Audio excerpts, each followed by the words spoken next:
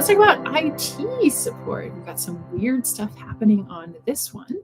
Yeah, other than the background gradient, one of the first things that you notice about this one is how mandatory everything is. All right, great feedback. So a couple of things that are happening. We've already said there's no intro, there's no title. We don't know the audience and purpose here.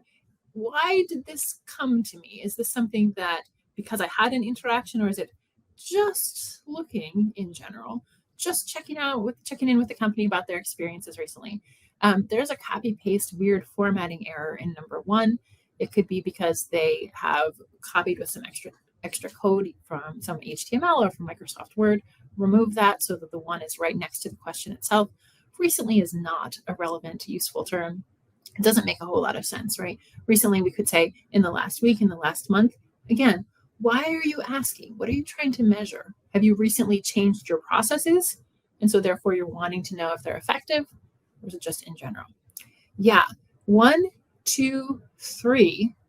These are not questions that we should have to ask. Again, it goes back into this question of who is getting the survey. If I've recently had a support interaction with you and you send me this as a transaction type number, type follow-up, definitely you should have these first items in there. Yes, I contacted you. Here's the date and here's the name of the person.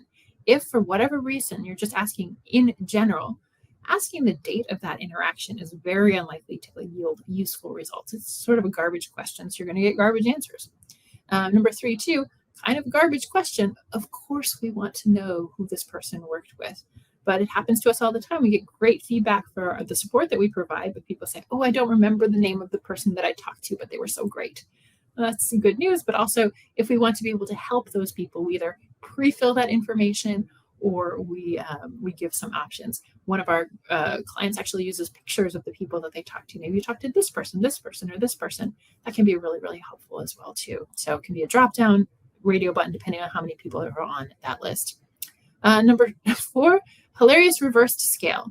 Now, we do have people who prefer positive on the left and negative on the right. Anytime you're doing this, be very careful. It has to be consistent with all of the scales that you use, and you absolutely must use labels. Whether you're just on the anchors, on the ends, or throughout, it needs to be extremely clear that someone didn't accidentally choose this answer. Which channels have you reached out for support on? Well, it's a single select question, so you can only choose one.